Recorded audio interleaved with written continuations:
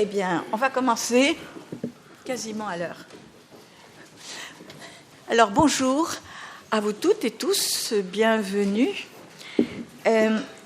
Bienvenue pour être venus débattre d'un sujet dont le titre vous a peut-être intrigué, les idiots utiles. J'ai eu des réactions sur ce titre. Alors, mais ne craignez rien, on ne va pas faire un mur des idiots. On ne va pas non plus céder aux invectives.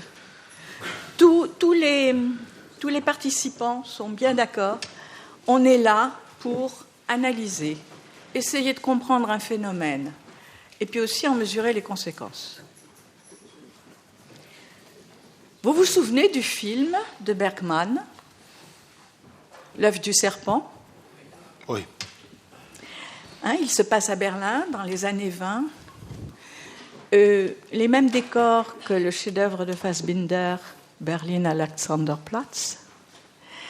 Le chômage, la misère, la mort qui rôde, et puis les autres qui font la fête. Bergman a avoué, je dis bien avoué parce qu'il a fallu qu'il attende 1977 pour le dire, que ces années à Berlin ont été plutôt joyeuses. Il n'a rien vu venir, rien compris. Il a même été séduit par le nazisme dans ses premiers temps.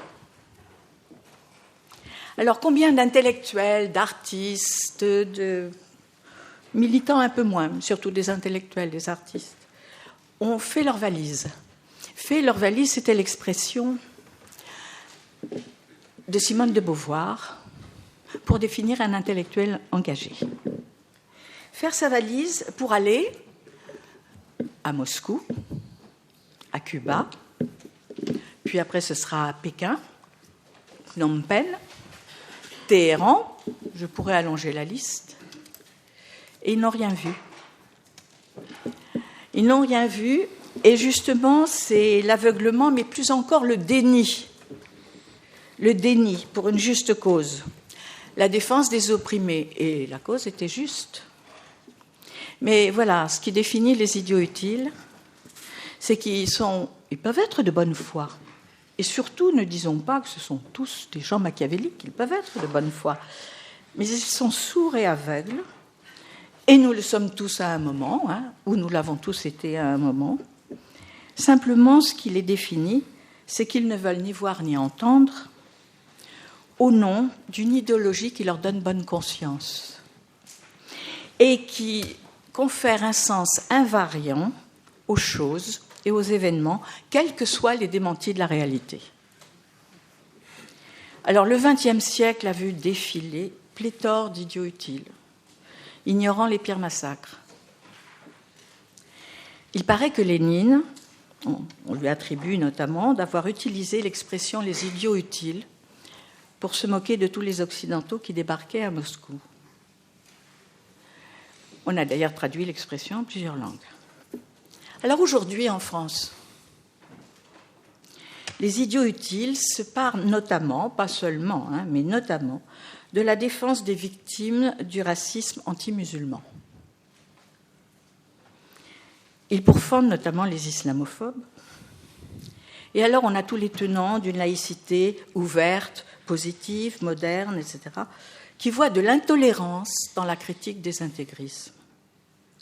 Mais ils ne s'offusquent pas des provocations contre la liberté d'expression, des atteintes aux personnes, puisque c'est pour la bonne cause. Et c'est vrai que c'est une bonne cause de lutter contre la stigmatisation. Seulement, précisément, c'est eux qui font l'amalgame. Je tiens à insister là-dessus. C'est eux qui font l'amalgame. Quand vous critiquez des pratiques, quand vous critiquez des actes, on ne confond pas ce jugement sur les actes et les pratiques avec une catégorie de population, même si c'est pour affirmer une bienveillance.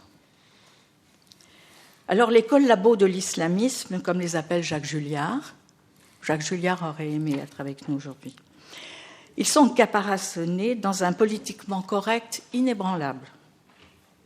les violences faites aux femmes, l'antisémitisme déclaré, les attentats qui se succèdent, ne les font guère changer d'avis.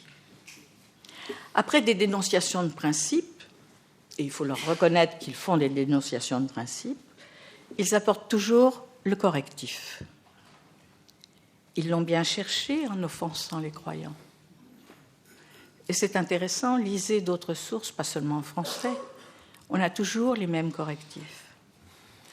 Alors les idiots utiles sont tellement persuadés d'être dans le juste, dans le vrai, et bien entendu c'est eux qui sont généreux, qu'ils n'hésitent pas à pratiquer l'insulte, la censure, la menace contre ceux qui osent mettre en cause des pratiques intégristes, c'est-à-dire, je définis, l'instrumentalisation politique du religieux. Alors plusieurs d'entre nous ont été ou sont encore actuellement menacés de mort parmi les personnes qui vont parler aujourd'hui, sans que les faux amis de la laïcité ne nous défendent, ni expriment, et je tiens à le dire, leur solidarité avec ceux qui luttent pour la liberté sur d'autres rives. J'ai pensé à cette journée en pensant notamment à l'ami Mohamed Charfi, qui a écrit le livre Islam-Liberté. Alors, merci aux intervenants d'avoir accepté de parler d'un phénomène qui envahit nos vies et qui limite nos libertés. Cette journée n'est pas une énième tribune de propos généraux sur la laïcité.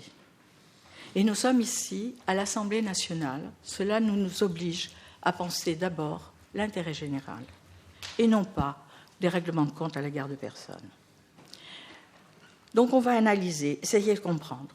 Et pour cela, merci.